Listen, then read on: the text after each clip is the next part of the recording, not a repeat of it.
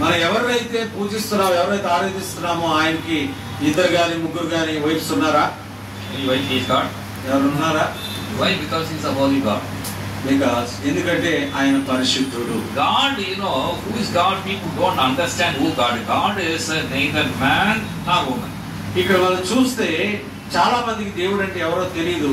ఆయన పురుషుడు కాదు, స్త్రీ కాదు. That's why they want to give more wives to the God. These people only give. మనమే ఇక్కడ ప్రజలు ఏం చేస్తున్నారంటే అర్థం కాదు, దేవుడు అంటే పురుషుడు స్త్రీ అనుకొని పురుషుడు అయితే ఒక ఇద్దరు ముగ్గురు వైఫ్స్ వీళ్ళే ఇస్తా ఉన్నారు. If they understand who the true God is, they will not worship anybody except Jesus Christ.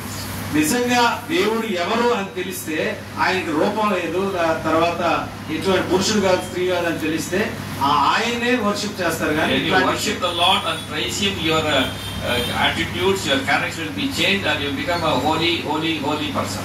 ఎప్పుడైతే దేవుడిని నువ్వు అంగీకరిస్తావో సొంత రక్షకుడిగా, నీవు కూడా పరిశుద్ధుడిగా అవుతావు. నీ మాట, నీ క్రియలు, నీ ఆలోచన, నీ తలపులు కూడా పరిశుద్ధంగా అవుతాయి. People were drunkards and smokers and all kinds of evil things doing. They leave everything and they become holy. ఇప్పుడు వాళ్ళు ఏం చేస్తారు, కొంతమంది తాగుబోతులు ఉన్నారు, అట్లాంటి తిండిపోతులు ఉన్నారు, తర్వాత సిగరెట్ తాగేవాళ్ళు ఉన్నారు. వీళ్ళందరూ కూడా ఏం చేస్తారంటే తాగుతారు, మరలా ఈ చర్చికి వచ్చి వర్షిప్ చేస్తా ఉంటారు. How many of you sitting here, you have been washed by the blood of your children of God? How many of you see the movies? So I hear singing songs. ఇక్కడ దేవుని రక్తం చేత రక్షించబడిన మీరు కూర్చున్న మీరు ఎంతమంది మూవీ సాంగ్స్ అంటే సినిమా పాటలు వింటూ సినిమాలు చూస్తున్నారు? Anyway, let's say plainly, who is hearing singing songs? నిజంగా చెప్పండి, ఎవరు సినిమా పాటలు పాడుతున్నారు, సినిమాలు చూస్తున్నారు? Anybody? ఎవరు ఉన్నారా? Tell me. చెప్పండి. Some are smiling. Why?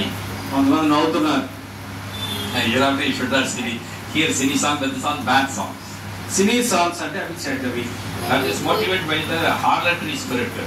అక్కడ ఆ సినీ సాంగ్స్ ఎవరి చేత మోటివేట్ పడ్డాయి అంటే దుష్ట శక్తుల చేత. Cinema nothing but lust and love. Cinema అంటే ఏంటి? శరీరాన్ని ప్రేమించడం. There is a hero and heroine, then the villain comes, the hero will thrash that fellow and will start loving and do it, then finally సినిమాలో చూస్తున్న ఒక common concept మనం చూస్తాం. ఒక హీరోయిన్ ప్రేమించుకోవడం, వేరే ఒక విలన్ రావడం, అతనితో ఫైట్ చేయడం, లవ్ లో పడడం. ఓ cinema between heroine and villain. అక్కడ ఏ సినిమా కూడా ఒక హీరోయిన్ విలన్ లేకుండా ఉండదు. The villain will always try to trouble this heroine. Hero will get in and trash him. Okay, general గా ఆ విలన్ అనేవాడు ఏం చేస్తాడు? ట్రబుల్ చేస్తాడు హీరోయిన్ కి. అప్పుడు హీరో అతన్ని థ్రెటన్ చేసి అతని మీద పడి అతనితో పోట్లాడతాం. What song then after the hero they join and sing, dance and do it. సరే, తర్వాత ఏం జరుగుతుంది? వాళ్ళిద్దరు కూడా కలిసి ఒక డ్యూయట్ వేసుకొని పాడుకుంటా ఉంటారు. You want to hear such songs, dear sister? అలాంటి నువ్వు వినాలని అనుకున్నావా నా సహోదరి? What songs you hear through the mobile phone? నీ మొబైల్ ఫోన్ లో ఏ సాంగ్స్ వింటున్నావు? God who worship is a holy heart God, you should become holy. నువ్వు ఎవరైతే పరిశుద్ధమైన దేవుడు నువ్వు ఆరాధిస్తున్నప్పుడు నువ్వు కూడా పరిశుద్ధుడిగా, పరిశుద్ధురాలుగా నువ్వు అవ్వాలి. You should tell always no lies. You should tell. అబద్ధాలు ఆడకూడదు. ఎప్పుడు You కూడా should obey your parents. తల్లిదండ్రులకి నువ్వు విధేయత You should చూపించాలి. obey your husband. నీ భర్తకి నువ్వు విధేయత చూపించాలి. Husbands love your wives. భర్తలు భార్యను ప్రేమించాలి. And wives చూడు, భార్యలు ఏం చేయాలి? లోబడ. obey.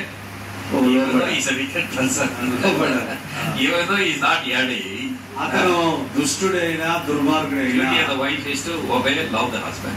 ఆ భర్తని నువ్వు ప్రేమించాలి, లోబడాల్సిందే. I know one person, the wife is a doctor. నాకు ఒక వ్యక్తి తెలుసు, అతని యొక్క భార్య She doctor. got married to one person, thought is a IAS officer, he told a lie, but without a job.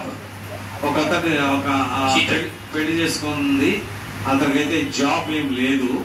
But the wife, all the time she will obey her husband.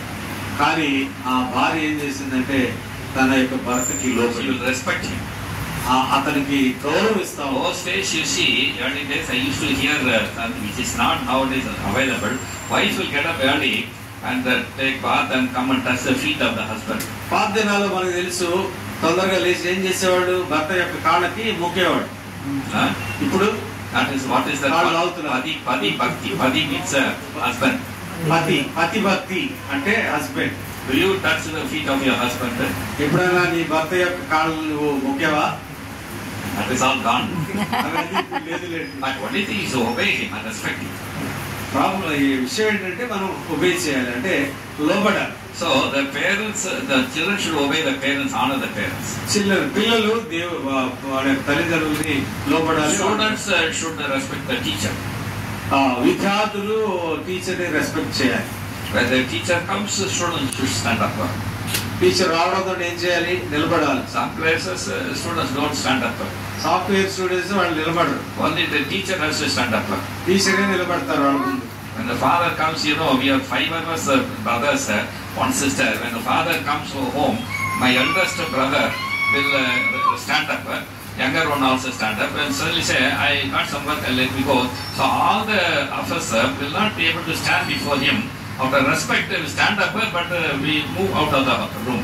మేము 5 brothers ఒక sister. మా father లోపలికి వచ్చినప్పుడు మా పెద్ద అన్నయ్య అట్లానే మా తమ్ముడు లేచి నిలబడారు. మేము మాత్రం రెస్పెక్ట్ ఇవ్వడానికి మేము లేచి బయట పెడతా ఉన్నాం.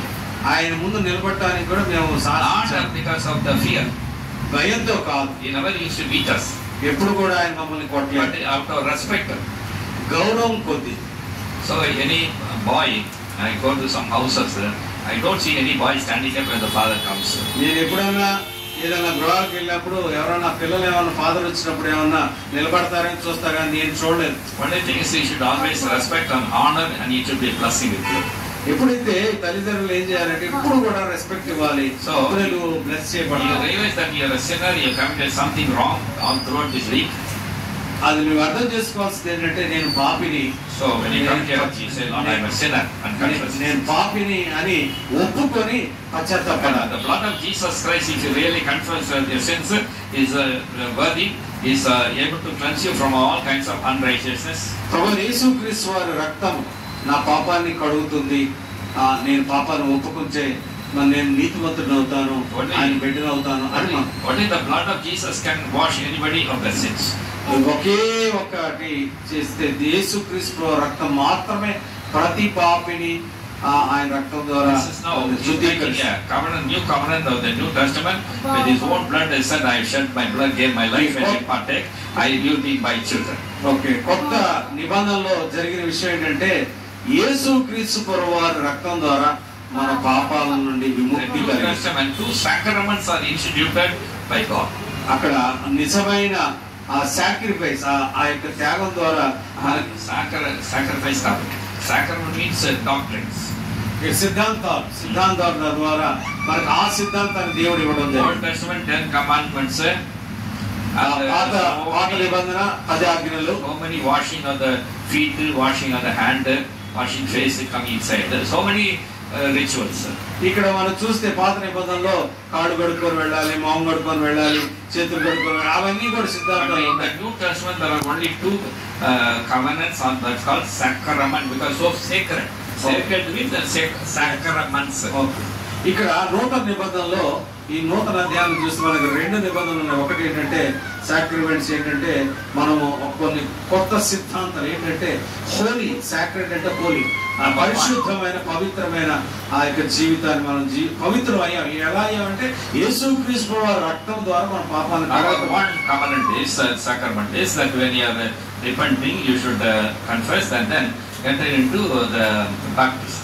మొట్టమొదటిది మనకు వచ్చిన సిద్ధాంతం ఏంటంటే యేసుక్రీస్తు ప్రభువారి ద్వారా మనం పాపాలను కడగబట్టడం ద్వారా మనం ఏం చేయాలంటే బాప్తిసం కూడా తీసుకోవాల్సిన వారు. ఇక్కడ ఎవరన్నా బాప్తిసం తీసుకోకుండా ఉన్నారా? ఎవరన్నా ఉన్నారా?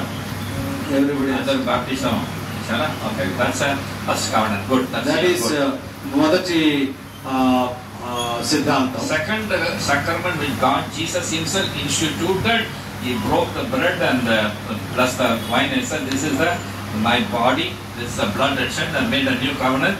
And he said, you observe it every day, every time you observe when you gather together. రెండవ నిబంధన దేవుడు ఇచ్చింది మనకి ఏంటంటే నా శరీరము దీనికి సాదృశ్యంగా, నా శరీరానికి సాదృశ్యంగా ఒక రొట్టెని, అలానే నా యొక్క రక్తానికి సాదృశ్యంగా ద్రాక్షారసాన్ని ఇస్తున్నారు. అవి మీరు ప్రతిరోజు మీరు తీసుకోవటం ద్వారా నా ఆత్మ మీలో ఉంటుందని.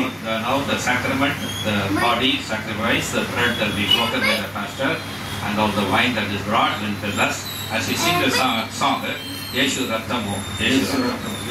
కాబట్టి రెండవది మనం చూసుకుంటే ఆయన యొక్క రక్తం అలానే ఆయన శరీరం విరగొట్టబడింది, దానికి సాదృశ్యము మనం టేబుల్ గా చూస్తాం. ఇప్పుడు పాట పాడుకుంటూ ఉండగా మనం కమ్యూనిటీ తీసుకుంటాం, బలలో పెడతాం. అందరు కూడా కళ్ళు మూసుకోండి.